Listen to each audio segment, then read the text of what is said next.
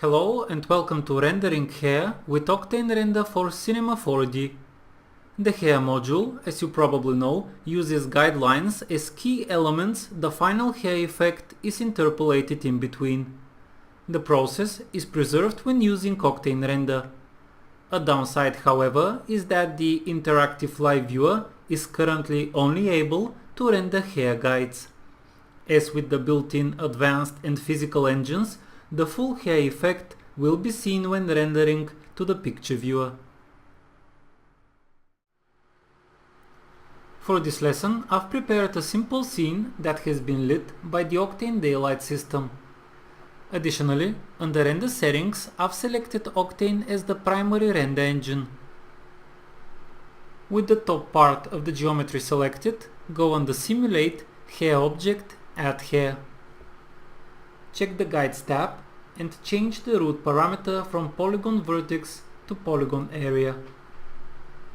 Additionally, you can reduce the length of the guides to 40 cm. As we already said, the interactive live viewer can only render hair guides. If you want to see the full hair effect, you need to render either the Cinema 4D editor or render to the Cinema 4D picture viewer. And there we go. An important condition for successful hair rendering is to make sure that Octane Render is placed after the hair render effect. If it was the other way around, like this, the hair module simply would not render.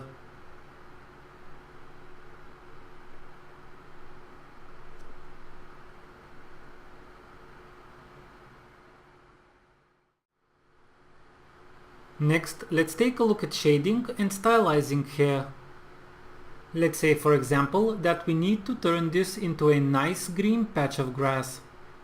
First thing I'll do is perform a few minor tweaks on the hair object itself. Under the Guides tab, let's change the segments of 8 down to 6. Under Hairs, let's increase the number of generated hairs to 15,000.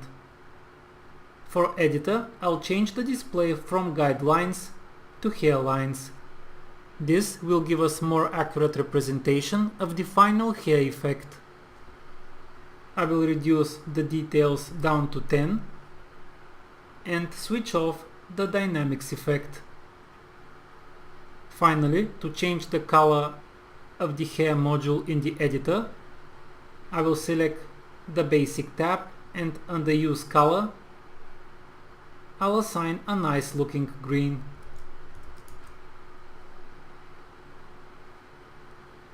Before we take a look at the actual shading and stylizing of the hair, let's once again open up a simple graphic I've prepared.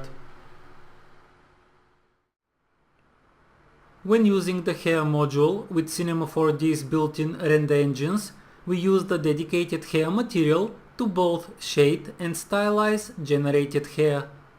With Octane Render, however, the process has been split in two different parts.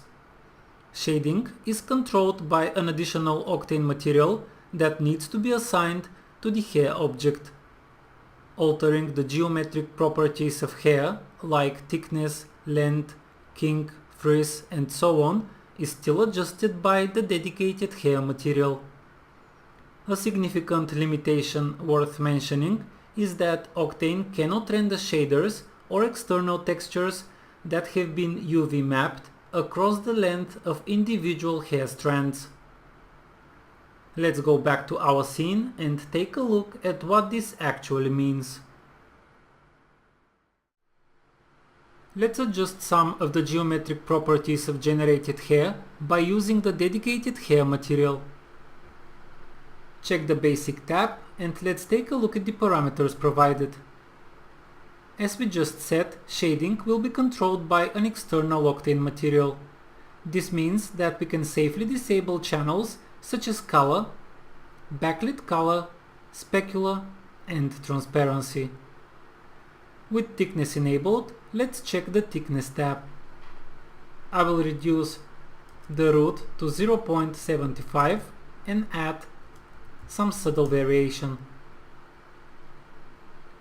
Let's enable length and scale and leave their parameters at the defaults.